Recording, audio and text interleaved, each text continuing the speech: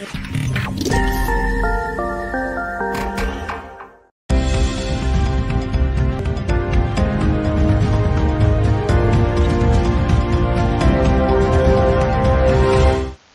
Obi Yakwawa Eba G series hot news all time latest and hot news and I'm the Bremo. Yaw Sapon Yintini Yaw Sapon home about and simply pay no hold no none yere na kupia Anti Naa na dama fubu no akasa etia Anti Naa one again some of the Ebini Twene Jonas why Anti Naa pasa sa so na Nicholas Omane Agyapong tebite kun zapna pania edini ho ono so de na to mama wa to bidia mane Anti Naa na one day some of people nara ena atuga na nsa na ebebo ra nsem ni mu no say wonya subscribe to the channel na Mr. say over subscribe whatever ya say over click the subscribe button na wa bele notification no when sa new video no also when sa can be after you are like the video no give us a thumbs up na share my offer for so that when you be na work afi yembura ensem yaw sapon bintini yaw sapon o ha on sen sani mimi na papa ena tuye na oni maame ba ko ai fani Tiwaa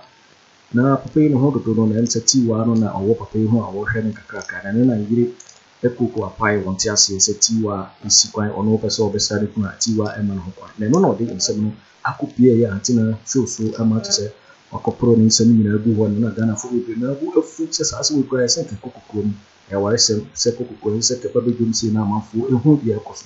na no na Nicholas Omane Agyapong atino no esi Anti Naa one me di dwumadie no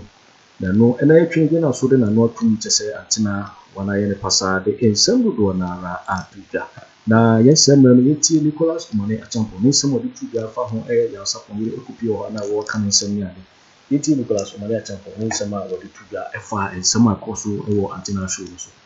yeti Nicholas Omane Agyapong yeti ensem akoye se Anti Naa it's almost like a destroyer. Na se bra obia nya sam no dimirika de ko Anti Naa ho a sabio ne ko wie se sabi enya nim guase ne ko wie won so obia ko Anti Naa ho ma ko wie nimonyam me nka sam am ko Anti Naa ho ni program na oye no e fata so oye na mom o ko result be na o ye mpani 40 say yaw sapon no no ewiase we be ko awieye ama foforo aba wa hwa obi ti say yaw sapon kura na ye nya bi okay enti e wo say ye di media no etimi bom ho ban hwerasa omo nko ye criminal act bi omo nko wie obi ade na say omo nko ye boni bi e wo say etimi bom ho ban sure even such shows here amount for ye kra no say obi di assemba ya investigations cause actually Maame kan no omo call ya some Maame kan no kranchira e ho net say enya say Maame no mfitia no mde na betra TV so no keka de omo kan no okay she informed Anti Naa before they brought her on air so it was a planting what you say yeah entimi ntomo bo asekakra na mchira ne se bia Anti Naa so your bad time mesraw enya say ya sapon oda ho no kura ampo no otimike kan ho ane ho ato no nti wada woroma matie wo side ensem ni gye nipa miensa so ya sapon yire no a okọ ho no eni Tiwaa ena ya sapon no ankasa watie nipa no mienu mpa ya sapon no ankasa mu wati nenu asem enti bebrebe nyina echi no a mo se ya fra no wafa ya fra ho hwan mi ade enya no nehia wo de asem kokoto a enipa no ye de charge na bono no gese wakasa wi ansa na ya madansefo aba be kasa ya sapon su na eyare da hoyi bra enti Anti Naa to no bo ase eno no asoma nkrofo e call say ye kohwa solve problem because that problem we ya sapon yiri ko Anti Naa ho wie what next o ko Anti Naa ho ni guasie the whole world ehu ya sapon ni ntuo mu enti ensem say ebi ni obi afie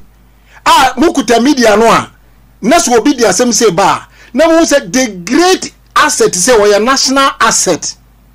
etimi protect na kakra e wa branya so akobokro no na me se mu mfasie mutumi protect ya sapon no kakra mo hunu mo bo say ba bia oda no yes ni yare sa discussion you kura po wa hwe be na hwe ne ngwa na Anti Naa was pushing even to speak to your sapon on his sick bed. How can that be possible? E dia nko na Ghana for yepe se kumase ha obi anim guase ne abon dawuro he no obi ate no bra me nka asante na adwuma na oye no enye bat mo fa adwuma no protect mo mabusuafo ensem sei ebi wante na ne ante na babalusi ante na program no maheda asofo ne counselors kra wo so na denti na wo entime ne ya sapa oyire no so no mpo na ebia na dwuma ha senya se na dwuma ha na se sabia nyaado whatever is the reason no waba mu chuchu mu no ma hu se ya sapa ko wie obi he na mane no boy ni nyina ya busuane aware etiada na mo to bo ase hu se mo de no batena TV so na wade no kura beku se wo na ya sapa wa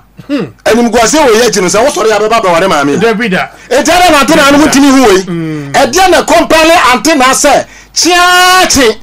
e wo so ma maame no kwan no waka we social media hype mo be yo batante na adwuma bebere ba wa ye binim bom se ma we nkwa de woni won krofo no wasofo na e wo so no e wo senka moto bo ase na mo ye saa de we underground because in the first place maame na ntimi antre criminal ade bia say ya sapon akoye anu te say mo involve police for and answer lawyers say ya mo bo ankrofo bi wo mo nsem mo de ba ho no mo no na mo tu mi kan ten ye famra after na mo asoma obi aduru ba bi atiwa won no ekuta microphone se moba mo de maame na tena TV no so a na nipa no so aya na mo ni we kasa na mo ni we kasa nti sa na solve problems o mreko a asem we nye radio so asem nti maame no ba say oba no obegu ya asapon ni mo ase ana se oba no makohwa ma ya asapon ho ato no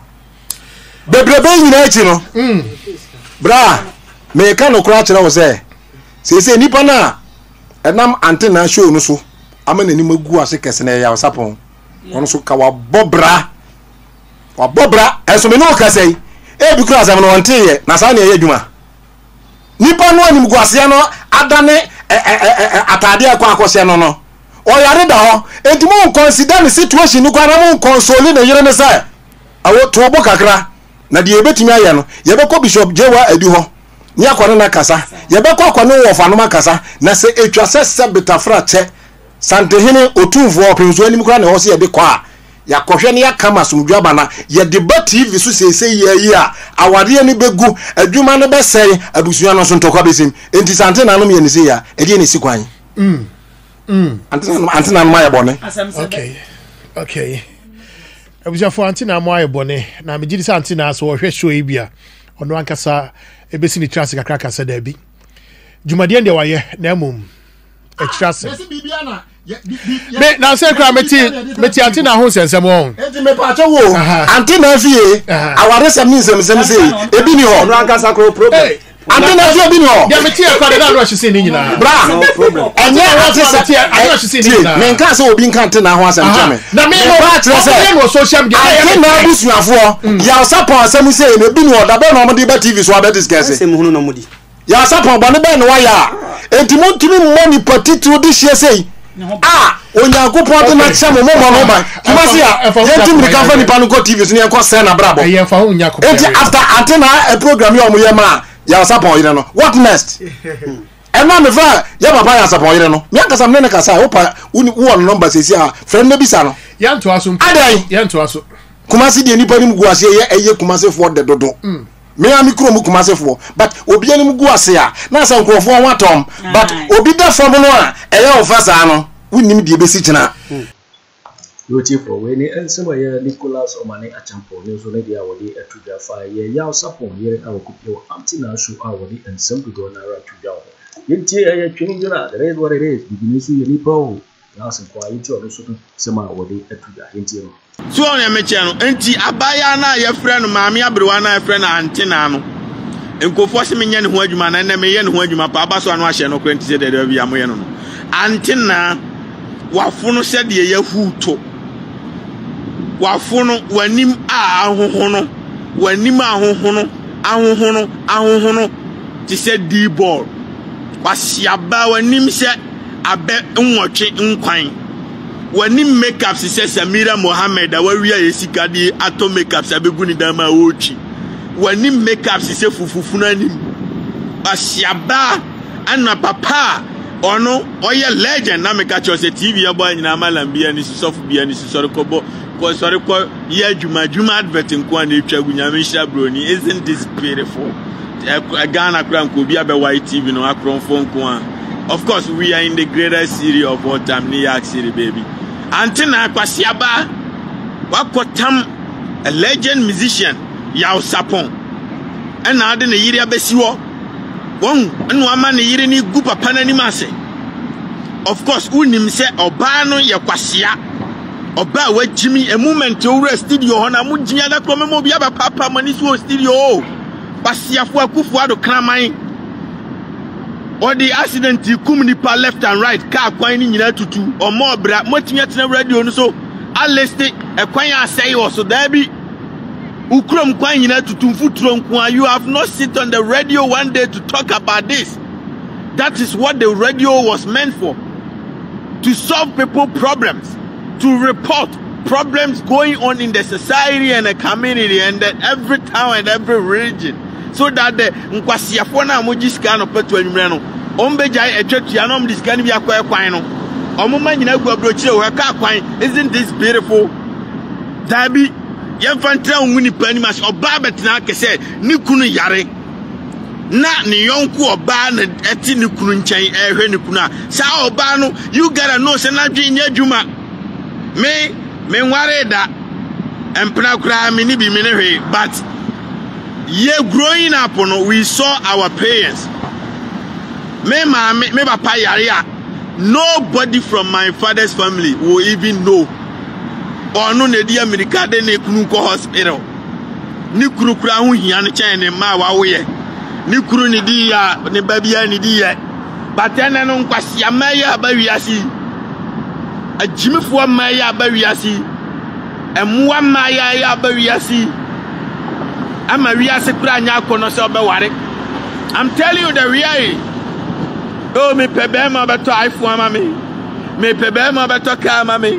Me pebema besi fie mami. Me pebema beto fie di makoti dem boy completely.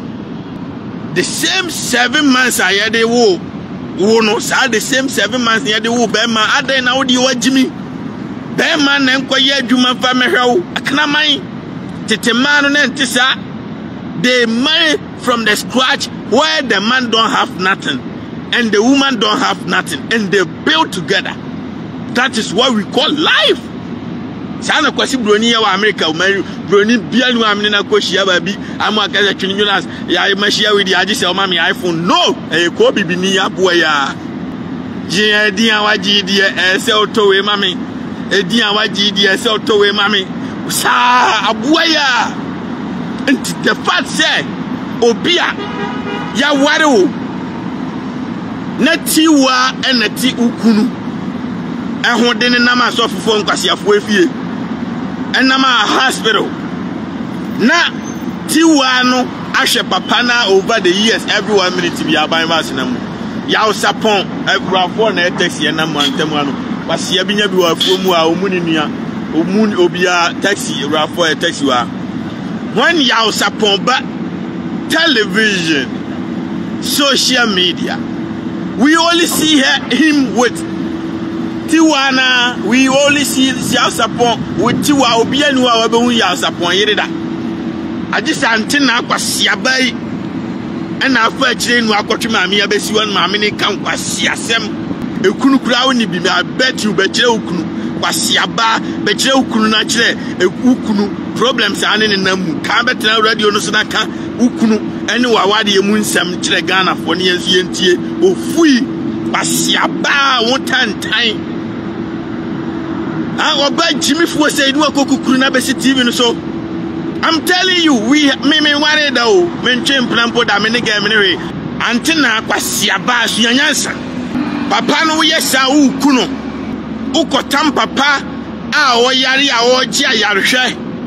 Now the Nigeria betna radio no so nim say yire no ye kwasiaba mfaso ni so because obianua woni na wo man nyina wo ye mawie waja se na nipa ne yare da hospital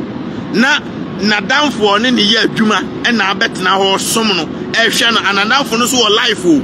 wo ma ewo also attend to ne ma waja ne ma ho attend to ne boss one ne wa adwuma na ne boss ne yire no kura ni mu hwe onto say ne boss yire no oba be pie so look at this idiot sa kwasia ba we woman platform ani betimi adan menim so oba papa ti say akua fra ni dukuru otu on hwe say ni kunu adanfo ne wa adwuma m na be kwa akotena ni kunu nkyɛn a hospital ebi nsida ya ji sen kwasia maya ya ajapade be ma be wuntem opani kunu kwa miana kunu say ajapade fo mai omuna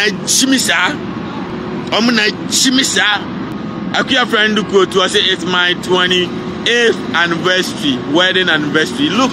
she said this type of woman nice omo na be say momo type of a man be new years into this time no. I would never advise Bema son konko ware. I would never fella makafu kwasiaba when you junkie to say medical obi aware ni kunu was cast daima o ni common $1,000 in fam man da when you bear money trimo mre na oye obi BL mu kankan eye obi BL tia ho kwasiaka ma sika bo jetre wo se wa jiminti jimin kwa no amaware na sei na omu amaware a omu kunu enye sika 10 million kra mo makoma 20 million mo makoma. They are happy and they are enjoying their marriage. I'm telling you the truth. Na mo die ma jimi ade bi o bi anani so wa jimi ese kraman wa jimi ese ta de bi anani bro bi nti sa ante na akwase aba no wan sua nyansa wo ho a wo kra nti wan hwa wo jimi nti me ware this year me for so ware sha na me yire basiaba tam me case de ba ma bebubu FM station agufom na fe wa kopɛ dokunu bi aton basiaba. You think it's a joke? Which me amemo bi abapuo suanyansa obi yare the hospital obi yare sensitive case na basiaba ba me we jimi wa betena ho a na o kan kwasi asema na fe no wo no wo di jimi esuso maame ne so kofa case ba why na wade ye perfect we wiase emma yo ma jimi opa ye de ye wiase bi bia nani so Yo, for waiting and some Twene Jonas. It is what it is. We didn't show any power. Only Nicholas Omane Agyapong. One is among the two guys. Fire, y'all support him. Some and the Kupiwa, Tina Shufu, a copro, and some a good one. Because GC so and now, so we can subscribe. Let's just say over subscribe. No, I like it. Now, watch a video. I'm over for so agents in our work. Also, waiting actually working out fire. Some way now, our comment box. We'll see you in my next video. Thanks for watching. Like and share the video. You can also drop your comment. Please don't forget to subscribe. Click on the bell to turn on the notification.